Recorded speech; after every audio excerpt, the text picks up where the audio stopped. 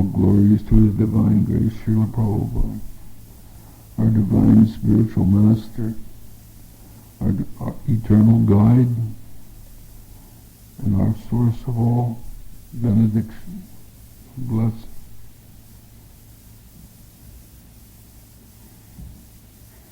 Before approaching 10th Canto, I feel it is very important that we make our hearts very open, very clean for receiving the Lord. The 10th Canto is the Supreme Personality of Godhead, directly in the form of sound. It should not be approached without going through the first 9 cantos, which are meant for purification. And it's interesting that at the end of the 9th canto, there's the story of Durvasa Muni, who offended a Vaishnava. And although he went all over the universe, to Lord Brahma, to Lord Shiva, even to Lord Vishnu, he could not gain shelter. There was no relief from his offense until he went to those whom he had offended. Then he was relieved. Then Sudarshan Chakra was calm. And Sukadeva Goswami says, therein we see the glories of a Brahmana, of a Vaishnava, real Vaishnava, who can forgive, who can beg forgiveness. So I'm asking all of you to beg forgiveness for any offenses you may have committed. And I'm begging you to forgive me for any offenses I've committed. And I want to beg all the devotees at New Vrindavan or anywhere else in the world to forgive me for any offenses I've committed. I want to read this letter. It begins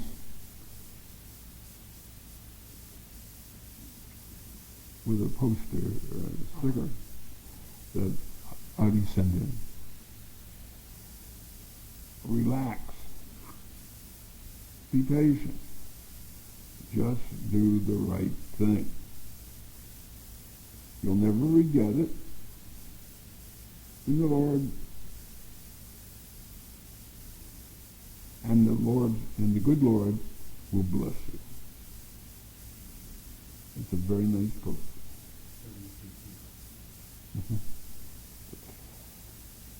I want to follow it. I want to do the right thing.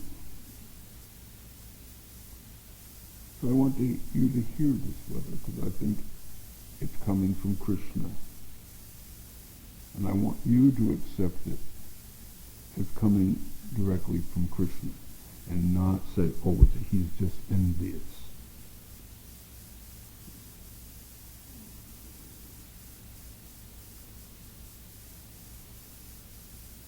Dear Srila Bhaktipada, please accept my humble obeisances, all glories to Srila Prabhupada. It was wonderful seeing you again in New York City, Interfaith Sanctuary last Wednesday and Thursday, after nearly 11 years of separation. I was very glad to see that you looked healthy, despite being confined to a wheelchair. Thank you for asking Adi Purush to invite me. I had a wonderful time, and with you and my God brothers and sisters. I tried to stay in the background on Wednesday evening when you arrived, as I knew your more dedicated disciples who have faithfully served you during your long exile were very eager for and more deserving of your association. However, the next morning before Arti, I was pushed from my hiding place by Kevala Bhakti, who handed me an accordion and requested that I sing the blazing fire of samsara practice. I suggested that one of the sannyasis might like to lead, but he insisted. I love that song. Such beautiful poetry by Hayagriva Prabhu and melody by my humble self. The blazing fire of samsara afflicts us all life after life, but Gurudev is gentle rain, extinguishing our mortal stress.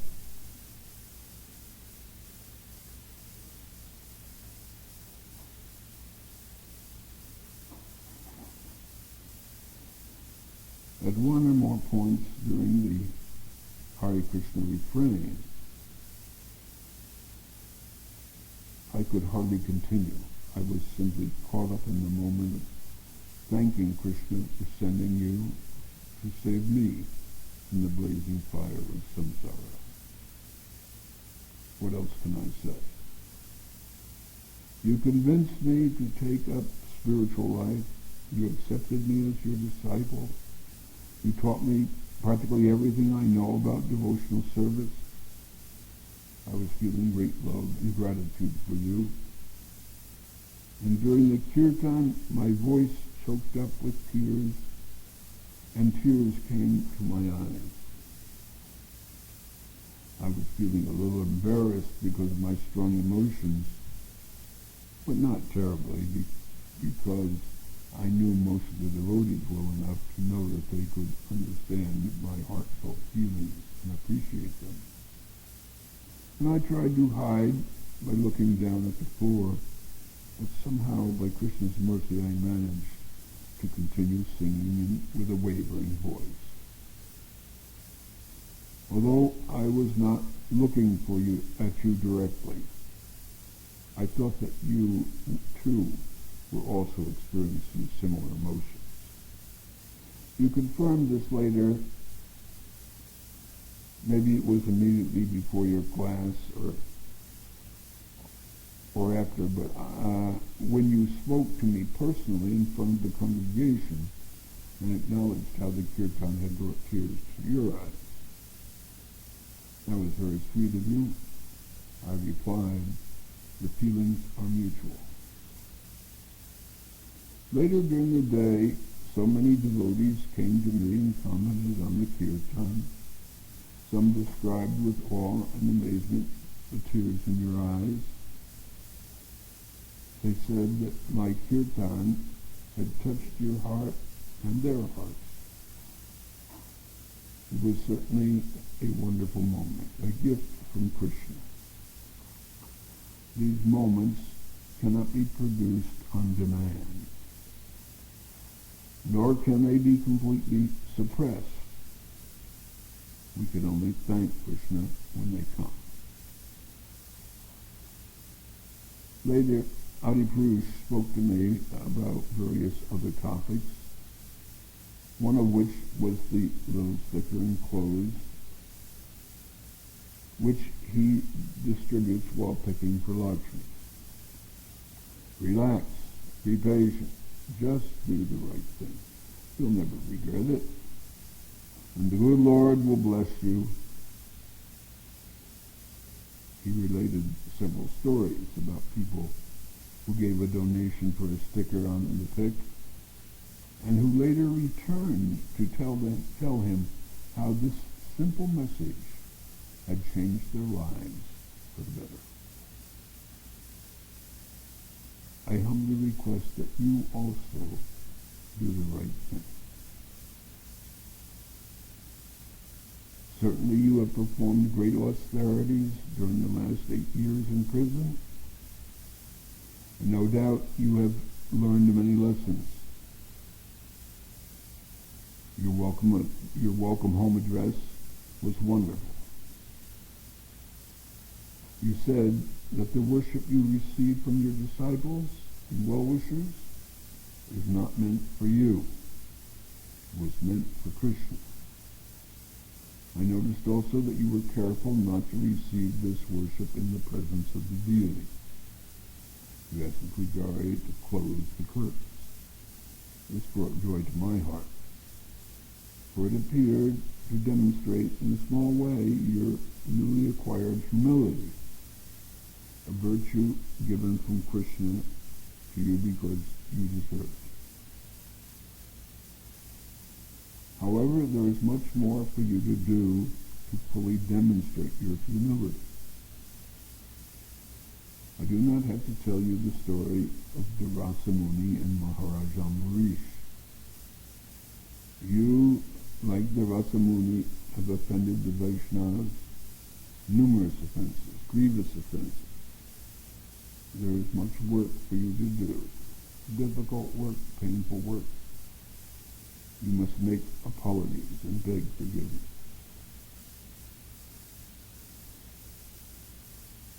You offended and insulted your godbrothers by word and deed. You offended others.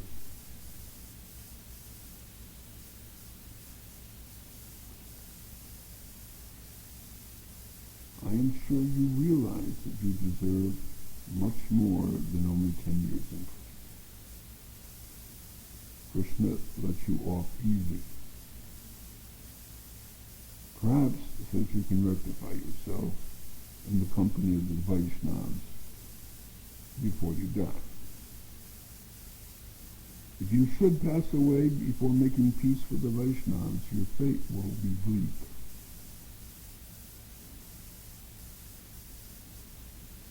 Even if you remember Krishna at the moment of death, will Krishna permit you to return to him if you do not seek forgiveness from the Vaishnavas?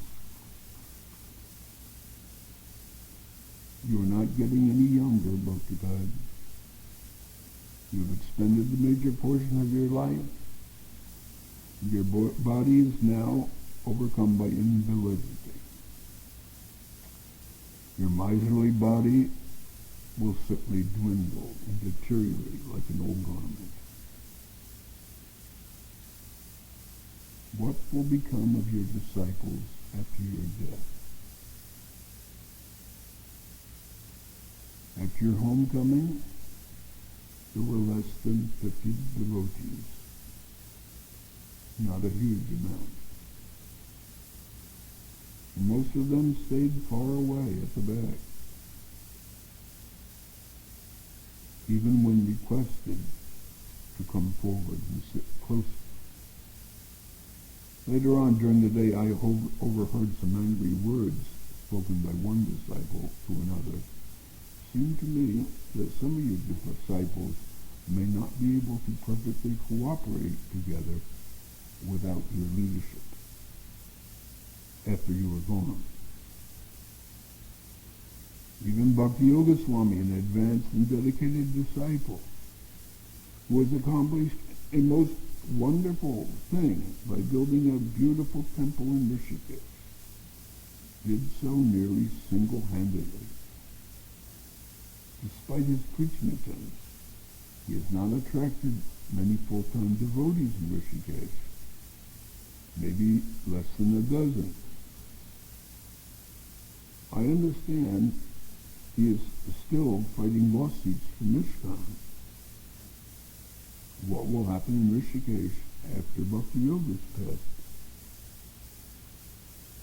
What will happen to your legacy?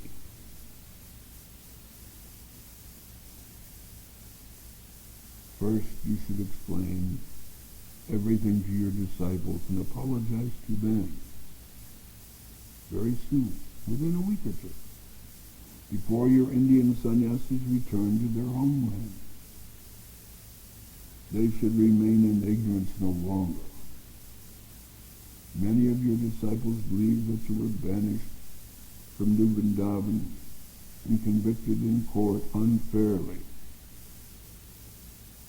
Your disciples should know that you were rejected from New Vrindavan not by envious devotees, but by your own disciples and followers because of your own abuse and duplicity.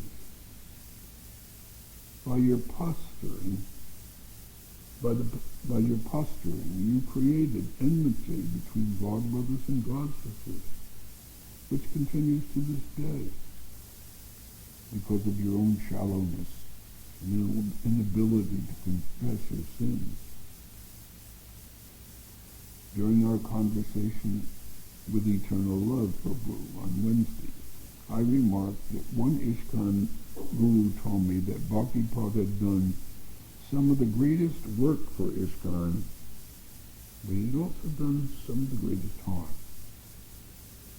She indignantly countered, "That is just enviousness. When a great man like Bhaktipada does something wonderful, there are many people who criticize. Slander comes automatically with great fame."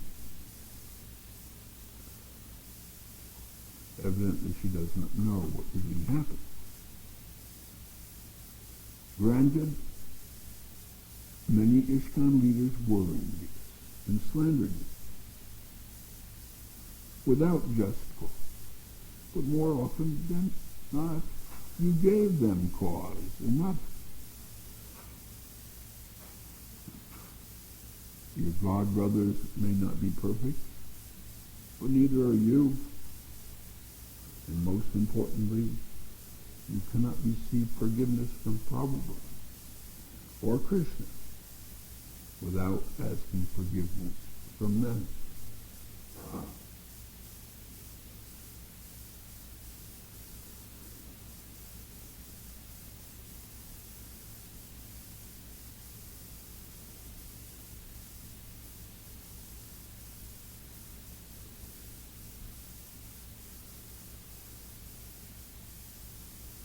So I'm here today to ask forgiveness from all of you for not being perfect, for being human, for making mistakes, for criticizing unjustly,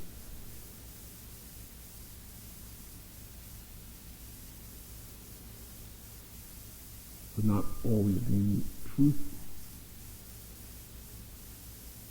for not always being a completely pure sannyasi.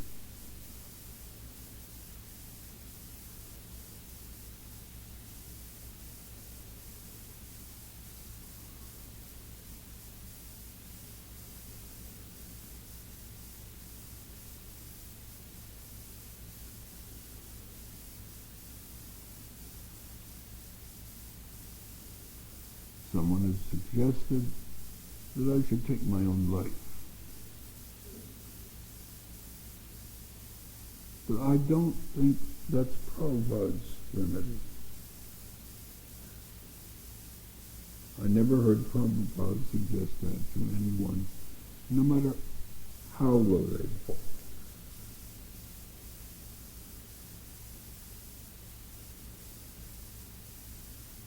Prabhupada always said, beg forgiveness and do the right thing. Continue in devotional service.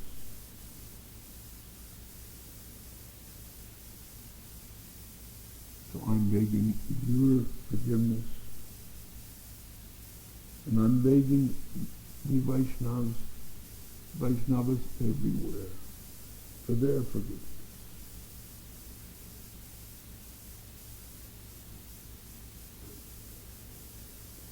I have not intentionally hurt anyone. Undoubtedly, people have been hurt in the course of building New Vrindavan and trying to serve Prabhupada there.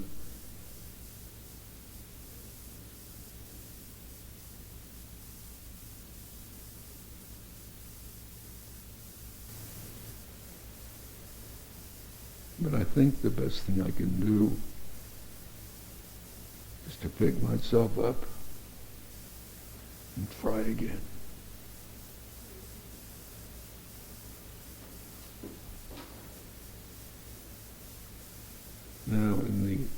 we have remaining,